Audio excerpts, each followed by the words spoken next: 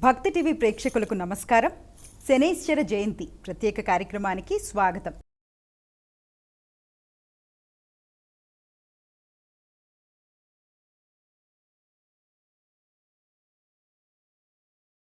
శనైశ్చరుడు ఐశ్వర్య ప్రదాత, కర్మదాత, న్యాయదేవత.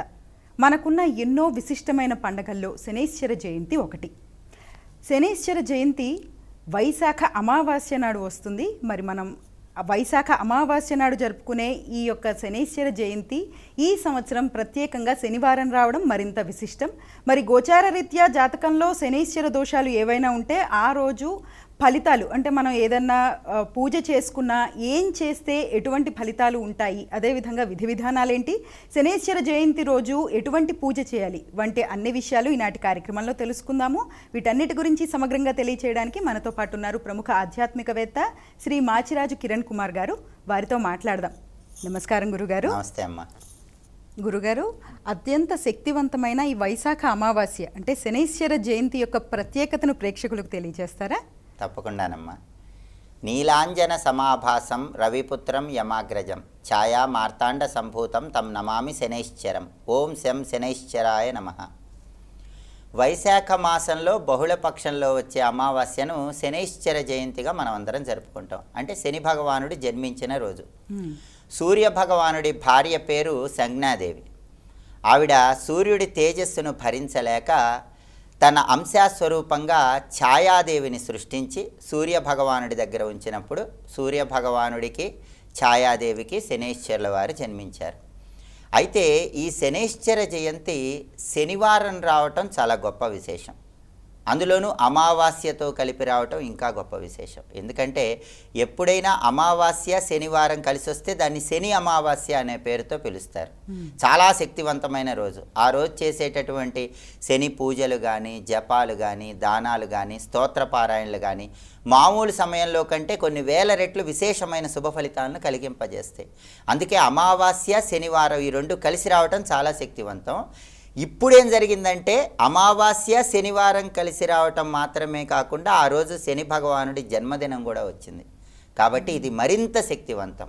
మనం ఈరోజు చేసే శని సంబంధమైన ఏ పూజ కానీ, దానం కానీ కొన్ని వేల రెట్లు విశేషమైన శుభ ఫలితాలను కలిగింపజేస్తుంది. జాతకపరంగా శనిగ్రహ దోషాలున్నా, రాశిపరంగా శనిగ్రహ దోషాలున్నా అవన్నీ త్వరగా తొలగింపజేసుకోవటానికి, శని భగవానుడిని సులభంగా ప్రసన్నం చేసుకోవటానికి శని అమావాస్యతో కూడిన శనైశ్చర జయంతి చాలా అద్భుతంగా సహకరిస్తుంది. గురుగారు, శని అమావాస్య నాడు మనం ఎటువంటి పూజా విధానాన్ని అవలంబించాలి, విధి విధానాలు ఏంటో ప్రేక్షకులకు తెలియజేస్తారా? తప్పకుండానమ్మా, చాలా మంచి ప్రశ్న వేశారు.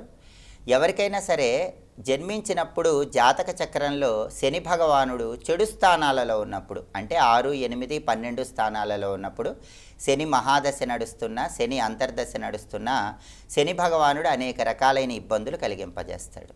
అలాగే రాశిపరంగా ఏలినాటి శని, అష్టమ శని, అర్ధాష్టమ శని, కంటక శని, సప్తమ శని, వ్యయ శని, ఇలా అనేక రకాలుగా శని భగవానుడి పీడకు అందరూ గురవుతూ ఉంటారు. జాతకపరంగా శని దోషాలున్నా, రాశిపరంగా శని దోషాలున్నా అవన్నీ తొలగింపజేసుకోవటానికి శనైశ్చర జయంతి రోజు ఉదయం పూట కొన్ని ప్రత్యేకమైన పూజలు చేసుకోవాలి. వాటిలో ముఖ్యమైనది ఏంటంటే నవగ్రహ ఆలయానికి వెళ్ళి శని భగవానుడికి అభిషేకం చేసుకోవాలి.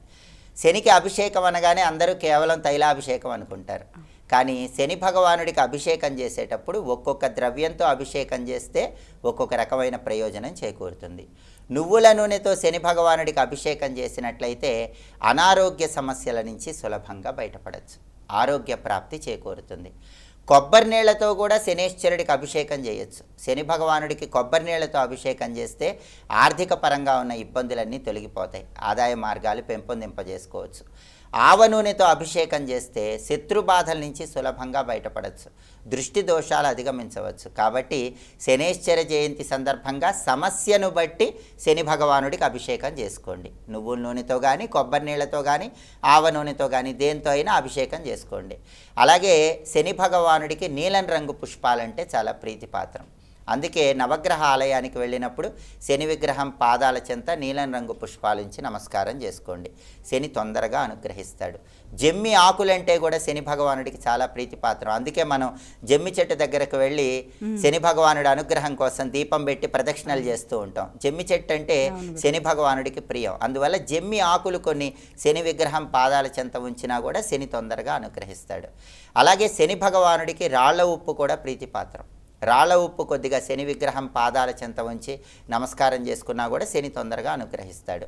అయితే శని భగవానుణ్ణి ప్రసన్నం చేసుకోవటానికి నవగ్రహ ఆలయానికి వెళ్ళినప్పుడు అందరూ కూడా నవగ్రహాలకు ప్రదక్షిణలు చేస్తూ ఉంటారు. మరి శని అనుగ్రహం కలగాలంటే ఎన్ని ప్రదక్షిణలు చేయాలి అనే సందేహం చాలామందిలో ఉంటుంది. ఎప్పుడైనా సరే ఏ గ్రహానికి ప్రదక్షిణలు చేస్తున్నా సరే సూర్యుడి ప్రదక్షిణలు కలుపుకొని చేస్తే ఆ గ్రహం తొందరగా అనుగ్రహిస్తుంది. శని దశ 19 సంవత్సరాల జాతకంలో ఉంటుంది కాబట్టి శని ప్రీతి కోసం 19 ప్రదక్షిణలు చేయాలి. సూర్యుడి దశ జాతకంలో 6 సంవత్సరాలు ఉంటుంది కాబట్టి సూర్యుడి ప్రదక్షిణలు 6 కూడా కలుపుకొని ప్రదక్షిణలు చేయాలి. అంటే శనికి 19, సూర్యుడికి 6, మొత్తం కలుపుకొని 25 ప్రదక్షిణలు చేయాలి. కాబట్టి ఎవరైనా జాతకంలో శని దోషాలున్నా, రాశిపరంగా శని దోషాలున్నా, సంపూర్ణంగా శని దోషాల నుంచి బయటపడాలంటే నవగ్రహ ఆలయానికి వెళ్ళి శనైశ్చర జయంతి రోజు ఓం శం శనైశ్చరాయ నమః అనుకుంటూ 25 ప్రదక్షిణలు చెయ్యండి. ఇది చాలా ముఖ్యం. దీనివల్ల తొందరగా శని అనుగ్రహిస్తాడు. అలాగే శని అనుగ్రహం కలగాలంటే ప్రదక్షిణలు చేసిన తర్వాత శనికి అధిష్టాన దేవతలు కూడా ఉంటారు.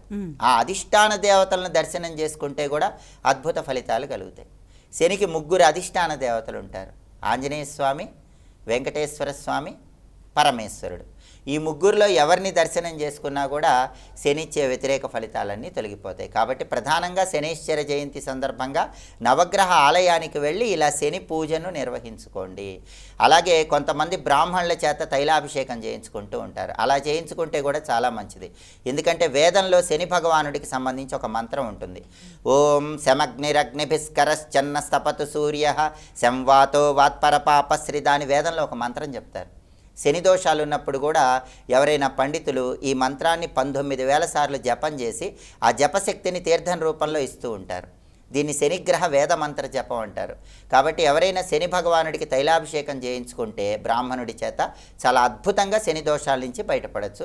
అలా వీలు కాని వాళ్ళు ఏం చేయాలి? స్వయంగా నువ్వుల నూనె పోసుకోవటం, లేదా కొబ్బరి నీళ్లు పోసుకోవటం, లేదా ఆవు నూనె పోసుకోవటం చేసి ఓం శం శనైశ్చరాయ నమః అనే మంత్రాన్ని స్మరించుకోండి. ఆ తర్వాత నవగ్రహాలకు ఈ ప్రత్యేకమైన సంఖ్యలో 25 సంఖ్యలో తిరుగుతూ శని మంత్రం చదువుకోండి. ఇలా శని పూజ చేస్తే శని భగవానుడు వెంటనే అనుగ్రహిస్తాడు. శని దోషాల నుంచి సులభంగా బయటపడవచ్చు. ఆ తర్వాత అధిష్టాన దేవతలు ఎవరినైనా దర్శనం చేసుకోండి. సహజంగా శివాలయంలో నవగ్రహాలు ఉంటాయి కాబట్టి శనికి పూజ చేసిన తర్వాత అధిష్టాన దైవం పరమేశ్వరుని దర్శనం చేసుకుంటే సంపూర్ణంగా శని దోషాల నుంచి బయటపడవచ్చు. శక్తి కొలది పూజించుకోవడం, శక్తి కొలది పూజించుకోవచ్చు. అంటే బ్రాహ్మణుడి చేత వేదమంత్రంతో అభిషేకం చేయించుకుంటే చాలా మంచిది. అలా వీలు కాని వాళ్ళు ఎవరైనా సరే మామూలుగా అభిషేకం చేసుకుంటూ ఓం శం శనైశ్చరాయ నమః అని జపించుకోవచ్చు. కొంతమంది శివ పూజ చేసేవాళ్ళు ఎక్కువ మంది ఉంటారు. అలాంటి వాళ్ళు ఏం చేయాలంటే ఈశ్వరుడికి నల్ల నువ్వులు కలిపిన జలంతో అభిషేకం చేసుకోండి. అప్పుడు శని దోషాల నుంచి చాలా సులభంగా బయటపడవచ్చు. శివాభిషేకంలో కూడా నల్ల నువ్వులు కలిపిన నీళ్లతో కానీ, నల్ల నువ్వులు కలిపిన ఆవు పాలతో కానీ ఈశ్వరుడికి అభిషేకం చేసుకుంటే తొందరగా శని దోషాల నుంచి బయటపడవచ్చు. కాబట్టి శనైశ్చర జయంతి రోజు శివాభిషేకం చేసే వాళ్ళు ఎవరైనా ఈ విధి విధానం పాటించండి. ప్రదోష కాలంలో సాయంకాలం పూట ఇలా నల్ల నువ్వులు కలిపిన ఆవు పాలతో కానీ, నల్ల నువ్వులు కలిపిన జలాలతో కానీ శివుడికి అభిషేకం చేసుకున్నా కూడా శని భగవానుడు పరమానందభరితుడైపోతాడు. శని దోషాల నుంచి సులభంగా బయటపడవచ్చు. బాగుంది గురుగారు. అలాగే శని జయంతి అంటే మనకి దానాలకు కూడా విశిష్టత ఉన్నది కదా, మరి ఎటువంటి దానాలు చేస్తే మనకి చక్కటి ఫలితాలు వస్తాయి? చాలా మంచి ప్రశ్న వేశారు. అన్నిటికంటే ముఖ్యమైన దానం నువ్వుల దానం. ఎందుకంటే శని భగవానుడికి ప్రీతిపాత్రమైన ధాన్యం నువ్వులు. 1.25 కేజీ నల్ల నువ్వులు నలుపు రంగు వస్త్రంలో మూటగట్టి దానం ఇవ్వాలి. ఈ దానం ఇవ్వటానికి కూడా ప్రత్యేకమైన సమయం ఉంది. ఆ సమయం చాలా గొప్పది. అంటే శనైశ్చర జయంతి రోజు ఏ సమయంలోనైనా దానం ఇచ్చుకోవచ్చు, కానీ ప్రత్యేకంగా శని హోరాకాలంలో దానం ఇస్తే అద్భుత ఫలితాలు కలుగుతాయి. రేపు శనివారం అమావాస్య శనైశ్చర జయంతి. శని హోర ఏ సమయంలో ఉంటుందంటే ఉదయం 6 గంటల నుంచి 7 గంటల మధ్యలో ఉంటుంది. మధ్యాహ్నం 1 గంట నుంచి 2 గంటల మధ్య ప్రాంతంలో ఉంటుంది. రాత్రి 8 గంటల నుంచి 9 గంటల మధ్య ప్రాంతంలో ఉంటుంది. 3 శని హోరాకాలాలు ఉంటాయి. ఈ సమయాల్లో దానం ఇస్తే ఇచ్చిన దానం వల్ల ఫలితం చాలా వేల రెట్లు ఉంటుంది. ఉదయం పూట హోరకి ఎక్కువ శక్తి ఉంటుంది. ఉదయం 6 నుంచి 7 మధ్యలో దానం ఇస్తే అద్భుత ఫలితాలు, 100% ఫలితం. మధ్యాహ్నం 1 నుంచి 2 మధ్యలో 80% ఫలితం. రాత్రి 8 నుంచి 9 మధ్యలో 75% ఫలితం ఉంటుంది. ప్రధానంగా ఇవ్వవలసిన దానం నువ్వులు. అంతేకాకుండా ఇంకా చాలా ఉన్నాయి. ఇనుప మేకులు శని భగవానుడికి ప్రియం. అందుకే ఇనుప మేకులు దానం ఇస్తే మంచిది, ఇనుప వస్తువులు దానం ఇస్తే మంచిది. మేకులంటే ఎవరు తీసుకోరు కాబట్టి ఏం చేయాలంటే ఒక ప్రత్యేకమైన దానం చెప్పారు. ఒక నల్ల వస్త్రాన్ని తీసుకొని 1.25 కేజీ నల్ల నువ్వులు, ఒక ఇనుప మేకు, కొద్దిగా దూది, 1/2 కిలో పెసరపప్పు, వీటిని నల్ల వస్త్రంలో మూటగట్టి ఇప్పుడు చెప్పిన శనిహోరా కాలంలో దానం ఇస్తే భయంకరమైన శని దోషాల నుంచి బయటపడవచ్చు. శని చూపు వల్ల వచ్చే వ్యతిరేక ఫలితాల నుంచి బయటపడవచ్చు. దూది దానం ఇవ్వచ్చు, అలాగే ఇనుప పాత్రలు దానం ఇవ్వచ్చు, అలాగే పెసరపప్పు దానం ఇవ్వచ్చు, నలుపు రంగు వస్తువులు ఏవైనా దానం ఇవ్వచ్చు, ఇనుప పెనాలు దానం ఇచ్చుకోవచ్చు, వీటిలో ఏవైనా దానం ఇచ్చుకోవచ్చు. కానీ ఇలా ప్రత్యేకంగా ఒక వస్తువు దానం ఇస్తే తీసుకునే వాళ్ళు తక్కువగా ఉంటారు. అందుకని బ్రాహ్మణుడికి ఇలా ప్రత్యేకంగా కేజింబావు నల్ల నువ్వులు, ఇనుప మేకు, దూది, 1/2 కిలో పెసరపప్పు శాస్త్ర ప్రమాణంగా అన్ని నల్లటి వస్త్రంలో మూటగట్టి వీలైతే శనిహోరా కాలంలో దానం ఇవ్వండి. చాలా అద్భుతమైన ఫలితాలు కలుగుతాయి.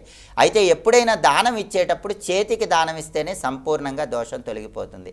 చాలామంది శనిదానం అక్కడ పెట్టేయమని చెప్తారు. అందరూ శనిదానం తీసుకోరు. కొన్ని ప్రత్యేకమైనటువంటి ప్రదేశాల్లో, ప్రత్యేకమైన దేవాలయాల్లో కొంతమంది మాత్రమే శనిదానాలు తీసుకుంటారు. అందరూ శనిదానం తీసుకోరు. శనిదానం తీసుకునేటప్పుడు కూడా చేతికి దానం ఇస్తేనే ఆ దోషం నుంచి చాలా తొందరగా బయటపడవచ్చు. అక్కడ మంత్రాలు ఉంటాయి. ప్రతిగృహ్ణాతు, ప్రతిగృహ్ణామి అని మంత్రాలు చెప్తూ మంత్రయుక్తంగా, సంకల్పయుక్తంగా దానం ఇస్తే సంపూర్ణంగా శని దోషాల నుంచి బయటపడవచ్చు. ఇప్పుడు దానం ఎవరు తీసుకోలేదనుకోండి, అప్పుడు ఏం చేయాలి? చాలామంది నల్ల నువ్వులు దానం ఇస్తే ఇలా మంత్రయుక్తంగా తీసుకోరు, చేతికి తీసుకోరు. అటువంటిప్పుడు ఏం చేయాలంటే నువ్వులతో తయారు చేయబడిన పదార్థాలైనా పంచిపెట్టచ్చు.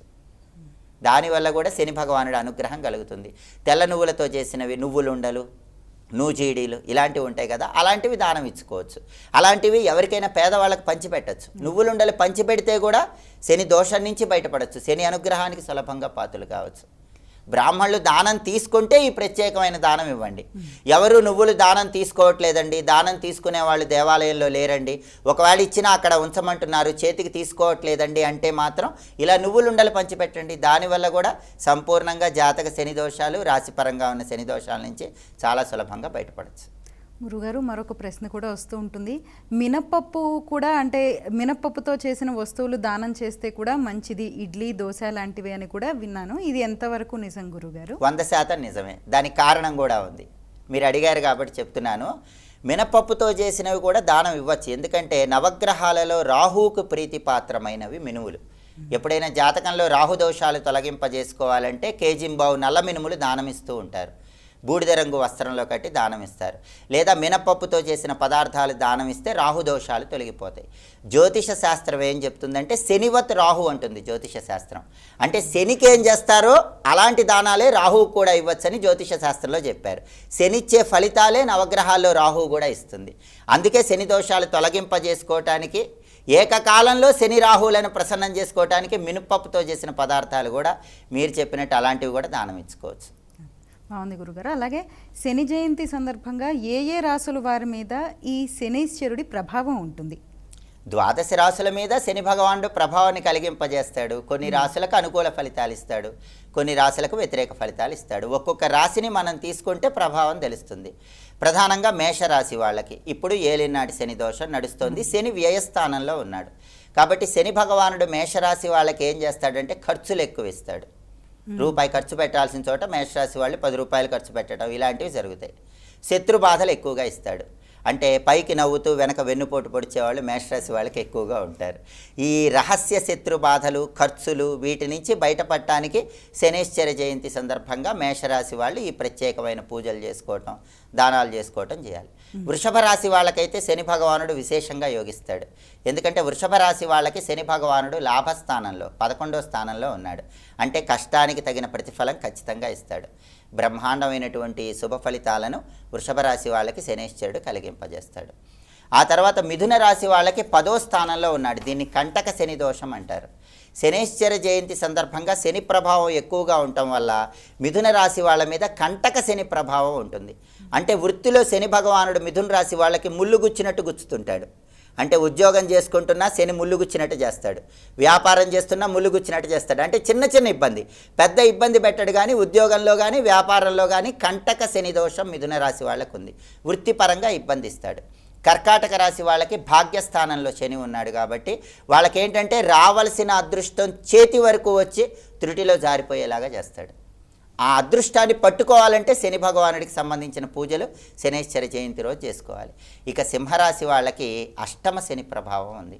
అష్టమ శని అంటే చాలా ఎక్కువగా ఇబ్బంది ఉంటుంది. ఆరోగ్య సమస్యలు కానీ కుటుంబ సమస్యలు కానీ ఇలాంటివి ఎక్కువగా సింహరాశి వాళ్ళకి శని భగవానుడు కలిగింపజేస్తాడు. 100% కష్టపడితే 50% ఫలితం ఇస్తాడు. కాబట్టి సింహరాశి వాళ్ళు తప్పకుండా నువ్వులు దానం ఇచ్చుకోవాలి. శనైశ్చర జయంతి రోజు నువ్వులు దానం ఇచ్చుకున్నా, గోపూజ చేసినా, గోవుకు ప్రదక్షిణలు చేసినా చాలా వరకు అష్టమ శని దోషాన్ని నుంచి బయటపడచ్చు. కన్యారాశి వాళ్ళకి సప్తమ శని దోషం ఉంది. అంటే 7వ స్థానంలో శని సంచారం ఉంది కాబట్టి శనైశ్చర జయంతి సందర్భంగా జీవిత భాగస్వామితో చిన్న చిన్న విభేదాలు శని భగవానుడు కలిగింపజేస్తాడు. అలాగే పెళ్ళిళ్ళు కావాల్సిన వాళ్ళకి కొంచెం పెళ్లి నిశ్చయం కావటం ఆలస్యం అవటం, సంబంధాలు చేతి వరకే వచ్చి జారిపోవటం ఇలాంటివి కన్యారాశి వాళ్ళకి కలిగింపజేస్తాడు. తులారాశి వాళ్ళకి చాలా అద్భుతంగా యోగిస్తాడు. 6వ స్థానంలో ఉన్నాడు. కష్టానికి తగిన ప్రతిఫలం ఇస్తాడు. శత్రుబాధల్ని తొలగింపజేస్తాడు. ధన ఆదాయ మార్గాలు పెంచుతాడు. అప్పులుంటే అప్పులు తీరేలాగా చేస్తాడు. తులారాశి వాళ్ళకి బాగా యోగిస్తున్నాడు. ఆ తర్వాత వృశ్చిక రాశి వాళ్ళకి పంచమ స్థానం 5వ స్థానంలో ఉన్నాడు కాబట్టి సంతానపరమైన సమస్యలు వృశ్చిక రాశి వాళ్ళకి కలిగింపజేస్తాడు. అంటే వృశ్చిక రాశి వాళ్ళు వాళ్ళ పిల్లలు చెప్పిన మాట వినట్లేదనో, మొండితనంగా ప్రవర్తిస్తున్నారనో, సంతానపరంగా ఏదో ఒక ఇబ్బంది శని భగవానుడి ప్రభావం వల్ల వృశ్చిక రాశి వాళ్ళకి ఉంటుంది. ధనుస్సు రాశి వాళ్ళకి 4వ స్థానంలో ఉన్నాడు. అర్ధాష్టమ శని దోషం అంటారు. ఆఫీసులో ఎక్కువ కష్టపడితే ప్రమోషన్ ఇవ్వకపోవటం, ఆ క్రెడిట్ వేరే వాళ్ళకి వెళ్ళిపోవటం ఇలాంటివన్నీ అర్ధాష్టమ శని దోషం వల్ల ధనుసు రాశి వాళ్ళకు ఉంటాయి. ఆరోగ్య సమస్యలు కూడా నడువు నొప్పి, వెన్ను నొప్పి ఇలాంటివి శని భగవానుడు కలిగింపజేస్తాడు. అందుకే దానం ఇచ్చుకోవటం, పూజ చేయటం ఇలాంటివి చేసుకోవాలి. మకర రాశి వాళ్ళకి 3వ స్థానంలో ఉన్నాడు కాబట్టి శనైశ్చర జయంతి ప్రభావం ఎక్కువ ఉంటుంది కాబట్టి ఆత్మవిశ్వాసం బాగా పెరుగుతుంది. మకర రాశి వాళ్ళు కొండనైనా ఢీ కొట్టగల ఆత్మవిశ్వాసంతో ముందుకు వెళ్ళిపోతారు. మనోధైర్యం విపరీతంగా పెరుగుతుంది. 3వ స్థానంలో మకర రాశి వాళ్ళకి శని బ్రహ్మాండంగా యోగిస్తున్నాడు. కుంభరాశి వాళ్ళకి 2వ స్థానంలో ఉన్నాడు కాబట్టి ఎదుటి వాళ్ళతో మాట్లాడేటప్పుడు జాగ్రత్తగా మాట్లాడాలి. లేకపోతే మాటల వల్ల వాళ్ళతో గొడవలు అవుతూ ఉంటే డబ్బు ఖర్చు కూడా ఉంటుంది. కుటుంబంలో వ్యక్తులతో జాగ్రత్తగా మాట్లాడాలి, లేకపోతే ఇబ్బంది ఇస్తాడు.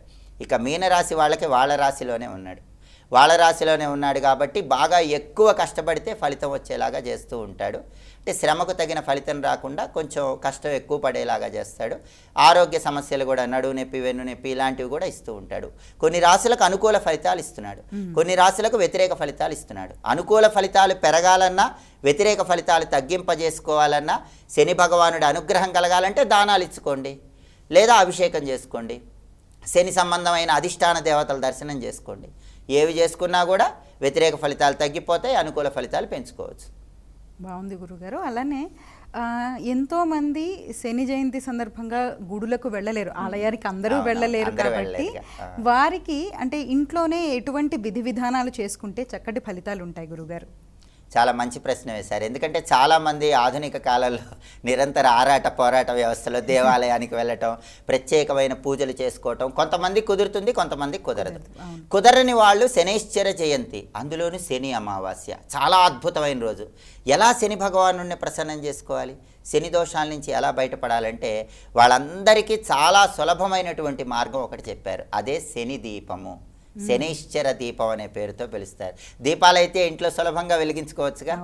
మనకి జ్యోతిష శాస్త్రంలో ఏం చెప్పారంటే శని భగవానుడికి ఇష్టమైన దిక్కు ఒకటి చెప్పారు, అదే పడమర దిక్కు.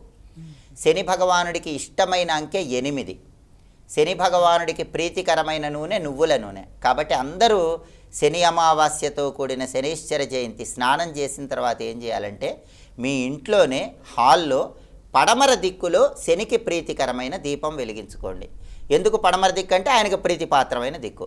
పడమర దిక్కులో ఒక పీట ఏర్పాటు చేసుకోండి. చక్కగా ఆ పీట మీద బియ్య పిండితో ముగ్గు వేసి ఒక మట్టి ప్రమిదలో ఇంకొక మట్టి ప్రమిద ఉంచి నువ్వుల నూనె పోసి 8 ఒత్తులు కలిపి ఒక ఒత్తిగా చేసి ఆ ఒత్తి పడమర దిక్కు వైపు వెలిగేలా దీపాన్ని వెలిగించుకోండి. దీన్నే శనైశ్చర దీపము, శని ప్రీతికరమైన దీపం అనే పేరుతో పిలుస్తారు. ఇది జ్యోతిష శాస్త్రంలోనే చెప్పారు.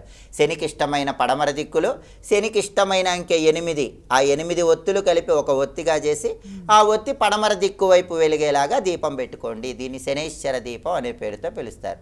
ఆ దీపం ఎంత ఎక్కువసేపు వెలిగితే అంత మంచిది. వీలైతే శని హోరాకాలంలో వెలిగించుకోండి. ఇందాక నేను చెప్పినట్టు ఉదయం 6 నుంచి 7 మధ్యలో శనిహోర శక్తి చాలా ఎక్కువగా ఉంటుంది. అప్పుడు కుదరకపోతే ఆఫీసులకు వెళ్ళొచ్చిన వాళ్ళు, వ్యాపారానికి వెళ్ళొచ్చిన వాళ్ళు, రాత్రి కూడా హోరొస్తుందిగా, రాత్రి 8 నుంచి 9 మధ్యలో అప్పుడైనా సరే ఈ శని ప్రీతికరమైన దీపం వెలిగించుకోండి. శని భగవానుడు వెంటనే అనుగ్రహిస్తాడు. అలాగే ఇంకొక ముఖ్యమైన విషయం ఉంది. శివుడు అభిషేక ప్రియుడు, విష్ణుమూర్తి అలంకార ప్రియుడు, గణపతి తర్పణ ప్రియుడు, శని భగవానుడు స్తోత్ర ప్రియుడు అని పురాణాల్లో చెప్పారు. అంటే మీరు ఎన్ని పూజలు చేసినా, ఎన్ని దానాలు ఇచ్చినా ఆయన తొందరగా అనుగ్రహించాలంటే స్తోత్రం చదవాలి అని శాస్త్రాల్లో చెప్పారు. లేదా స్తోత్రం వినాలి. స్తోత్రం అంటే ఆయన విపరీతంగా ఆనందిస్తాడు. అందువల్ల శనికి సంబంధించి కొన్ని శక్తివంతమైన స్తోత్రాలు ఉన్నాయి. వాటిలో ముఖ్యమైనది దశరథ ప్రోక్త శని స్తోత్రం. ఎందుకంటే ఇది చాలా గొప్పది. దశరథ మహారాజు శని భగవానుణ్ణి నువ్వు నక్షత్ర సంచారం మారద్దని ప్రార్థిస్తాడు. ఎందుకంటే మారితే నా రాజ్యంలో ప్రజలకు కష్టాలు వస్తే మారద్దంటాడు. అప్పుడు శని ఏం చెప్తాడంటే, నేను నక్షత్ర సంచారం మారతాను, కానీ నీ ప్రజలకు ఎలాంటి ఇబ్బంది కలిగించను, నా సంచారంలో మార్పు వచ్చినా సరే నీ ప్రజలకు ఇబ్బంది కలిగించనని దశరథుడికి వాగ్దానం చేస్తాడు. అప్పుడు దశరథుడు చేసిన స్తోత్రం దశరథ ప్రోక్త శని స్తోత్రం. అందుకే శని సంచారంలో వచ్చే మార్పు మీకు ఎలాంటి ఇబ్బందులు కలిగించకుండా ఉండాలంటే చాలా శక్తివంతమైన శనైశ్చర జయంతి శని అమావాస్య రోజు దశరథ ప్రోక్త శని స్తోత్రాన్ని వినండి. చదువుకోవడానికి సమయం లేని వాళ్ళు వినండి. అలాగే చాలామందికి ఆరోగ్య సమస్యలు ఎక్కువ ఉంటాయి. ఎందుకంటే చాలామందికి ఏలినాటి శని వల్ల కానీ, అష్టమ శని వల్ల కానీ ఆరోగ్య సమస్యలు బాగా ఉంటాయి. నడువు నొప్పి, వెన్ను నొప్పి, మోకాళ్ళ నొప్పులు, ఇవి అందరికీ ఉంటాయి దాదాపుగా ఆధునిక కాలంలో. ఆరోగ్య సమస్యలు పోగొట్టడానికి శనికి సంబంధించి ఒక అద్భుతమైన స్తోత్రం ఉంది. అది బ్రహ్మాండ పురాణంలో చెప్పారు. బ్రహ్మదేవుడు నారదాది మహర్షులకి చెప్పాడు. దాన్ని శని వజ్రపంజర కవచ స్తోత్రం అంటారు. ఒక్కొక్క అవయవాన్ని కాపాడమని శనిని ప్రార్థించే స్తోత్రం. ఈ శని వజ్రపంజర కవచ స్తోత్రాన్ని వినండి. చాలా అద్భుతంగా ఆరోగ్య సమస్యల నుంచి బయటపడవచ్చు. దశరథ ప్రోక్త శని స్తోత్రం వింటే శని సంచారంలో మార్పు వల్ల వచ్చే ఇబ్బందులు ఏవి కూడా రాకుండా వాటి నుంచి బయటపడవచ్చు. వజ్రపంజర కవచ స్తోత్రం వింటే ఎలాంటి అనారోగ్య సమస్యలు ఉన్నా వాటి నుంచి చక్కటి ఉపశమనం కలుగుతుంది. చదవగలిగితే చదువుకోండి, చదవలేకపోయినా కలియుగంలో శ్రవణం గొప్ప ఫలితాలు ఇస్తుంది. అసలు శ్రవణం చేయటానికి కూడా మాకు సమయం లేదండి అన్నవాళ్ళు ఏం చేయాలి? సులభమైన మంత్రం ఓం శం శనైశ్చరాయ నమః. చాలా సులభమైన మంత్రం. ఓం శం శనైశ్చరాయ నమః చదువుకున్నా కూడా సంపూర్ణంగా శని దోషాల నుంచి బయటపడవచ్చు. అలాగే అధిష్టాన దేవతలు అంటే ఆంజనేయ స్వామిని ఇంట్లో తమలపాకులతో పూజించుకుంటే శని దోషం పోతుంది. ఇంట్లో శివలింగం ఉన్నవాళ్ళు నల్ల నువ్వులు కలిపిన ఆవు పాలతో కానీ, నల్ల నువ్వులు కలిపిన నీళ్లతో కానీ శివుడికి అభిషేకం చేసుకుంటే శని దోషాలు పోతాయి.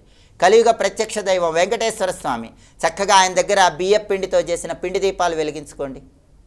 తులసి దళాలతో పూజ చేసుకోండి. ఓం గోవిందాయ నమః అనుకోండి.